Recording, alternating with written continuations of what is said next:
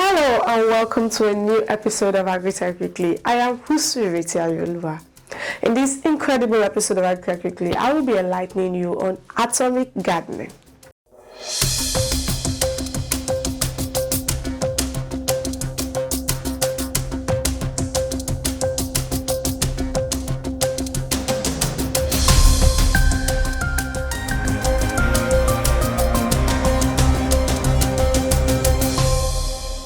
Oftentimes when we think of gardening as a healthy, natural process that yields only the freshest fruits and vegetables.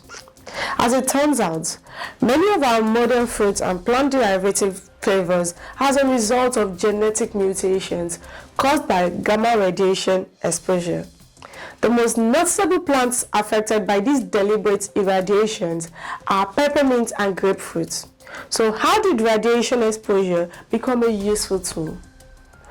Radiation exposure became a useful tool as a result of atomic gardening. I know you don't know the meaning of atomic gardening, but I'm here for you.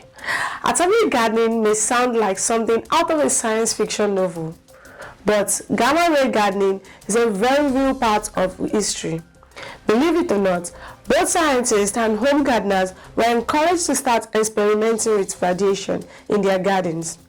Today we have improved varieties of fruits and vegetables in our grocery stores thanks to radiation and plants produced using this technique. Atomic gardening, also known as gamma gardening, is the process of exposing plants or seeds to varying degrees of radiation in fields or specially designed laboratories. A radiation source is usually placed at the top of a tower. The radiation would radiate in a circle. Wedge-shaped plantings are made around this circle to ensure that each crop received varying amounts of treatment throughout the planting process. Plants will be exposed to radiation for a set of period of time. The radiation source will then be lowered into the ground into a lead-lined room.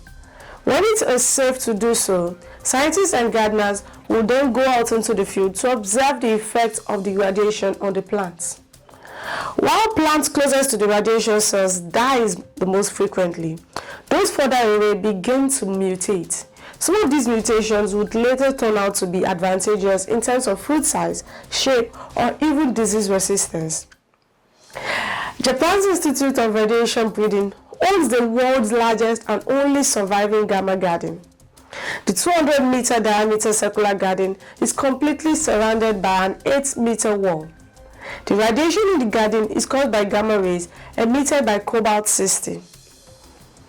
The source atom housed in a central chamber. Radiation is not used in modern genetically modified plants because we can achieve more accurate genetic mutations using current biological engineering techniques. However, there is one garden in the world that uses gamma radiation to introduce new plant varieties to the market. We've come to the end of today's episode of Agritech Weekly.